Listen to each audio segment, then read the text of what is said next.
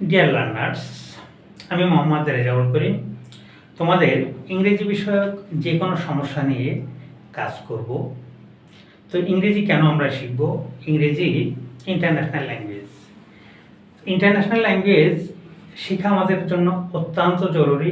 এই ল্যাঙ্গুয়েজ যদি আমরা ভালোভাবে শিখতে না পারি তাহলে আমাদের দেশ এবং বহির্বিশ্বে আমাদের কাজের অপরচুনিটি একবারেই কম এবং নেই বললেই চলে। তো ইংরেজি আমাদের দেশে ফরেন ল্যাঙ্গুয়েজ, এটা অনেকেই মনে করে সেকেন্ড ল্যাঙ্গুয়েজ। আসলে সেকেন্ড ল্যাঙ্গুয়েজ না। যেহেতু ইংলিশ আমাদের দেশে ফরেন ল্যাঙ্গুয়েজ, সেহেতু আমাদেরকে ইংরেজির গ্রামারের উপর জোর দিতে হবে এবং গ্রামারটা ভালোভাবে শিখতে হবে। যদি আমরা গ্রামার ভালোভাবে শিখতে পারি তাহলে আমরা ইংলিশটাকে ভালোভাবে উপস্থাপন করতে পারবো এবং আমরা আমাদের নিজেদেরকেও ভালোভাবে দেশ এবং দেশের বাইরে উপস্থাপন করতে পারবো এবং সকল ক্ষেত্রে আমরা অ্যাডভান্স হয়ে থাকব।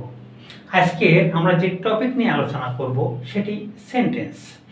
সেন্টেন্সের ডেফিনেশন জানা অত্যন্ত জরুরি এবং সেন্টেন্সের প্রকারভেদ জানাও অত্যন্ত জরুরি। যদি সেন্টেন্স সম্পর্কে আমাদের ধারণা না থাকে তাহলে আমরা ভালোভাবে ইংলিশ লিখতে পারবো না এবং বলতেও পারবো না। তো দেখা যাক সেন্টেন্সটা আমরা কিভাবে শিখতে পারি। সেন্টেন্স, সেন্টেন্সের ডেফিনেশন যদি আমরা জানতে চাই তাহলে প্রথমে আমাদেরকে ক্যারেক্টারিস্টিক্স জানতে হবে। তো সেন্টেন্সের ক্যারেক্টারিস্টিক্স তিনটি। First, group of words.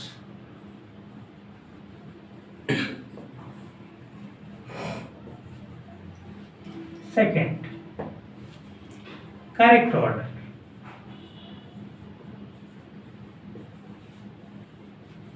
Third, completeness of sense.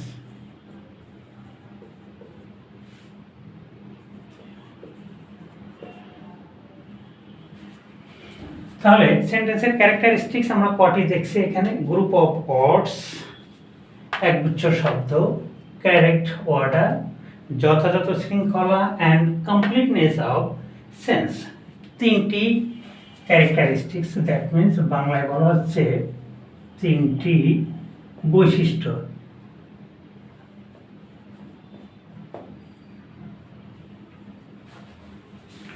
তিনটি characteristics.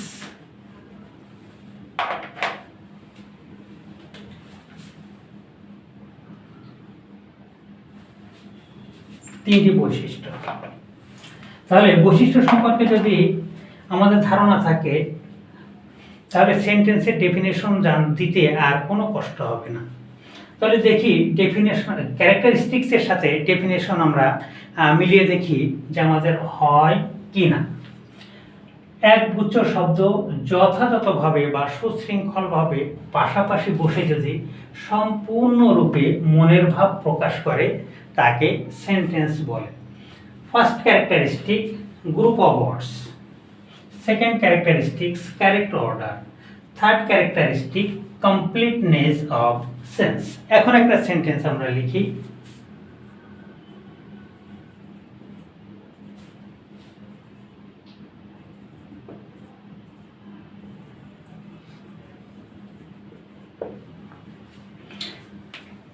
I have a nice garden. এই সেন্টেন্সে কতগুলো শব্দ আছে এবং শব্দগুলো এই ক্যারেক্টারিস্টিকের সাথে মেলে।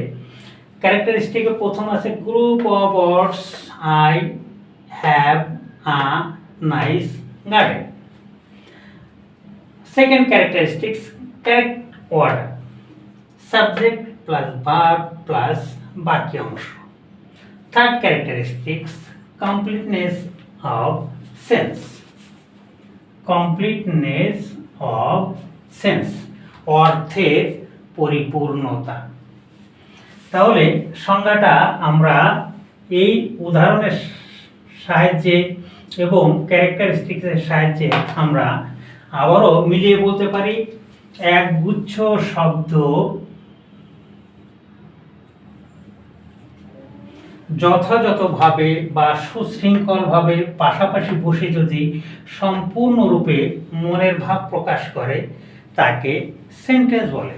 আবার সেন্টেন্সের ডেফিনেশন অন্যভাবেও বলা যায়, এক বা একাধিক শব্দ কোনো বিষয় সম্পর্কে পরিষ্কার ধারণা দিলে তাকেও সেন্টেন্স বলে। এখন প্রশ্ন যে একটি শব্দ কিভাবে অর্থের পরিপূর্ণতা আনতে পারে। হয়তো আমি ক্লাসে জিজ্ঞাসা করলাম, can you read the topic? একজন অ্যান্সার করলো ইয়েস। ইয়েস দিয়ে আমরা পুরা একটি সেন্টেন্সের অর্থ প্রকাশ করতে পারি। আবার টিচার হয়তো ক্লাসে যে বললো রিড, শুধু রিড দিয়েই একটি সেন্টেন্স হয়ে গেল। এই সেন্টেন্সের সাবজেক্ট ইউ, সেকেন্ড পারসন উজ্জ্বল আছে এবং রিড ফাইনাইট অর মূল ভার্ব, তাহলে একটি শব্দ দিয়েও সেন্টেন্স হতে পারে। এখন সেন্টেন্সে আমরা যদি জিজ্ঞাসা করি সেন্টেন্সের গঠন সম্পর্কে যদি আমরা কারোর কাছে প্রশ্ন করি, ম্যাক্সিমামই বলে দিই subject plus verb plus object. আসলে ইংরেজিতে সকল সেন্টেন্সে অবজেক্ট থাকে না। অবজেক্ট ছাড়া আরও অন্যান্য আইটেম থাকতে পারে। কীভাবে থাকতে পারে আমরা কিছু উদাহরণের মাধ্যমে বোঝার চেষ্টা করি। He is a doctor.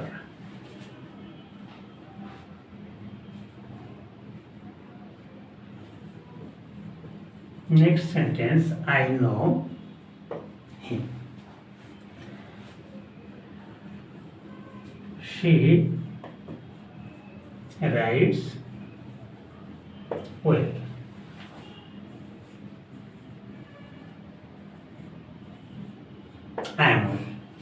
আমি 4টি সেন্টেন্স লিখেছি। এখন এই 4টি সেন্টেন্সেরই একই রকম বিষয় আছে এবং 4টি সেন্টেন্সের ভিতরে প্রত্যেকের ভিতরে যে কমন বিষয়গুলো আছে তার ভিতরে subject verb subject verb subject verb subject verb. তাহলে ইংরেজি সেন্টেন্সের কমন যে বৈশিষ্ট্য সাবজেক্ট এবং ভার্ব থাকবেই। এরপরে কি থাকতে পারে? প্রথম সেন্টেন্সে আছে হি ইজ আ ডক্টর, এখানে অবজেক্ট নয়, এটা কমপ্লিমেন্ট। পরের সেন্টেন্সে I know him, him object. Next সেন্টেন্সে শি রাইটস ওয়েল, এখানে ওয়েল অ্যাডভার্ব। নেক্সট সেন্টেন্সে I am well, A well adjective. দেখো একই ওয়ার্ড এই সেন্টেন্সে অ্যাডভার্ব হলো, এই সেন্টেন্সে অ্যাডজেক্টিভ হলো। তাহলে ভার্বের পরে যে অংশটুকু থাকে সেই অংশটুকু আসলে ভার্বের উপরে নির্ভর করেই বসাতে হয়। আর এই উদাহরণগুলোর মাধ্যমে আমরা পরিষ্কারভাবে বুঝতে পারছি সকল সেন্টেন্সেই অবজেক্ট থাকে না। তাহলে অবজেক্ট থাকে কোন সেন্টেন্সে? যদি কোনো সেন্টেন্সে ট্রানজিটিভ ভার্ব থাকে তাহলে ওই ট্রানজিটিভ ভার্বের পরে অবজেক্ট থাকে। অবজেক্ট নাউন অথবা প্রোনাউনের অবজেক্ট ফর্ম হয়। অবজেক্ট নাউন অথবা প্রোনাউনের অবজেক্ট ফর্ম হয়। তাহলে ট্রানজিটিভ ভার্ব কাকে বলে? এ প্রসঙ্গে যে ভার্ব অবজেক্ট গ্রহণ করতে পারে তাকে ট্রানজিটিভ ভার্ব বলে। যাই হোক, এ প্রসঙ্গে আমরা অন্যান্য ক্লাসে ভার্ব সম্পর্কিত অন্য ক্লাসে আরও ভালোভাবে জানার চেষ্টা করব। হি ইজ আ ডক্টর, এখানে ডক্টর কমপ্লিমেন্ট। তাহলে কমপ্লিমেন্ট কাকে বলে?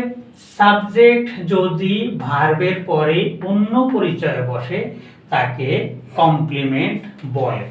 সাবজেক্ট যদি ভার্বের পরে অন্য পরিচয়ে বসে তাকে কমপ্লিমেন্ট বলে। এই সেন্টেন্সে হি ইকুয়াল টু ডক্টর, হি সমান সমান ডক্টর।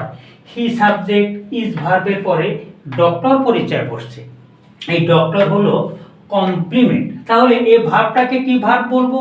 এটা বলে ফেলছিলাম আমি ট্রানজিটিভ ভার্ব। এই ভার্বের তাহলে আলাদা একটা নাম আছে, কেননা আগেই বলেছি যে ভার্বের গতি প্রকৃতির উপরে আমরা পরবর্তী অংশ বসাবো বা ব্যবহার করব। তাহলে সাবজেক্ট এবং কমপ্লিমেন্টের মাঝখানে যে ভার্ব বসে একে বলা হয় লিঙ্ক ভার্ব অথবা লিঙ্কিং ভার্ব।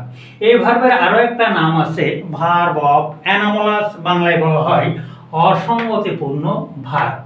আবার এই ধরনের কমপ্লিমেন্টকে কমপ্লিমেন্টারি নমিনেটিভ বলে, কমপ্লিমেন্টারি নমিনেটিভ বলে। বিষয়টা অত্যন্ত জরুরি। ভর্তি পরীক্ষা এবং চাকরির যে কম্পিটিটিভ পরীক্ষায়, সে পরীক্ষায় এই বিষয়টা প্রায়ই আসে। সুতরাং আমরা কমপ্লিমেন্ট এবং লিঙ্ক ভার্ব বা লিঙ্কিং ভার্ব সম্পর্কে অবশ্য জানার চেষ্টা করব। আবারও বলি, কমপ্লিমেন্ট কাকে বলে?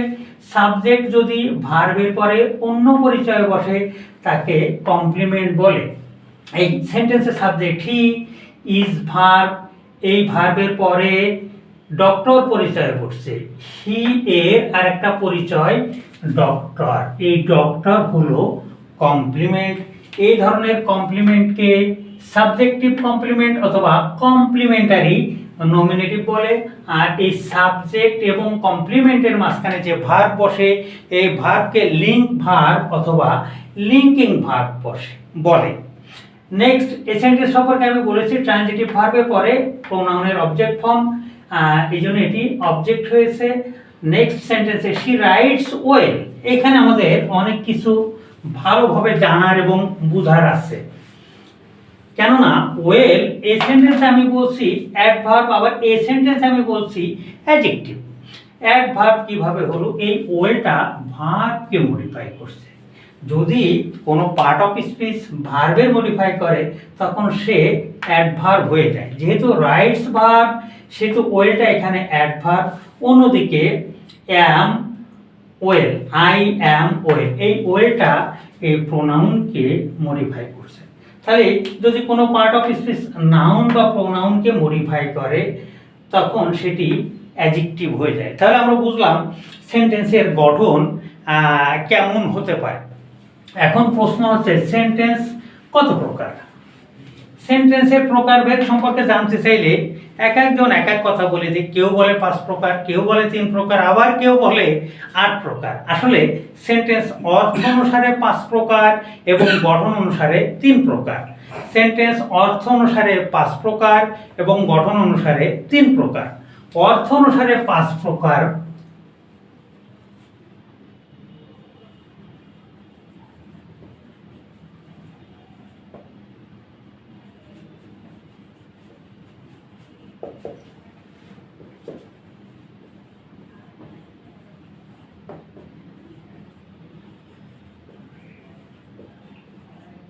assertive sentence,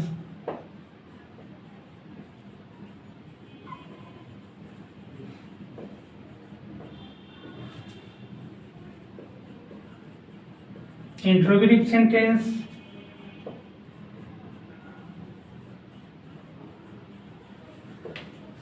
imperative sentence,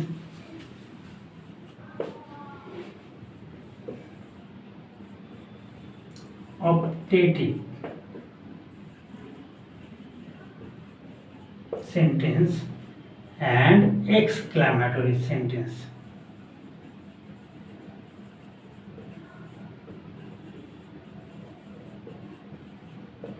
এই 5 প্রকার সেন্টেন্সের নাম আমি না লিখলেও চলতো, যে কোনো বইয়ে এগুলো আছে। কিন্তু বলার উদ্দেশ্য, আমি যদি আবার বলি অ্যাসার্টিভ সেন্টেন্স কত প্রকার, সবাই বলে নির্দ্বিধায় অ্যাসার্টিভ সেন্টেন্স 2 প্রকার, অ্যাফার্মেটিভ অ্যান্ড নেগেটিভ। তাহলে ইন্টারোগেটিভ সেন্টেন্সের প্রকারভেদ নেই, ইম্পারেটিভের নেই। অবশ্য শুধু অ্যাসার্টিভ সেন্টেন্সে 2 প্রকার তা বলার কোনো সুযোগ নেই। অ্যাসার্টিভ সেন্টেন্স, ইন্টারোগেটিভ সেন্টেন্স এবং ইম্পারেটিভ সেন্টেন্স, এই 3টি সেন্টেন্স 2 প্রকার, অ্যাফার্মেটিভ হতে পারে এবং নেগেটিভ হতে পারে। যাই হোক, এ সম্পর্কে আমরা পরবর্তীতে আরও জানার চেষ্টা করব। এখন দেখি গঠন অনুসারে সেন্টেন্স কত প্রকার। গঠন অনুসারে সেন্টেন্স 3 প্রকার।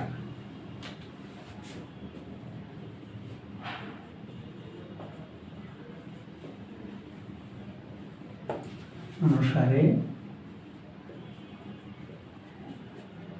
3 প্রকার। Number 1, simple sentence. 2,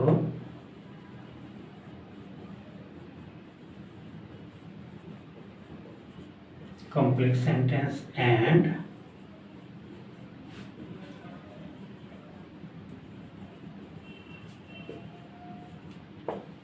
compound sentence। তাহলে আমরা পরিষ্কারভাবে বুঝতে পারছি সেন্টেন্সের প্রকারভেদ সম্পর্কে। অর্থ অনুসারে সেন্টেন্স 5 প্রকার অ্যান্ড গঠন অনুসারে সেন্টেন্স 3 প্রকার, simple sentence, complex sentence and compound sentence. তাহলে আরেকবার রিপিট করি, সেন্টেন্স কাকে বলে? Sentence is a combination of words arranged in such an order that it expresses complete sense or meaning. একগুচ্ছ শব্দ যথাযথভাবে বা সুশৃঙ্খলভাবে পাশাপাশি বসে যদি সম্পূর্ণরূপে মনের ভাব প্রকাশ করে তাকে সেন্টেন্স বলে।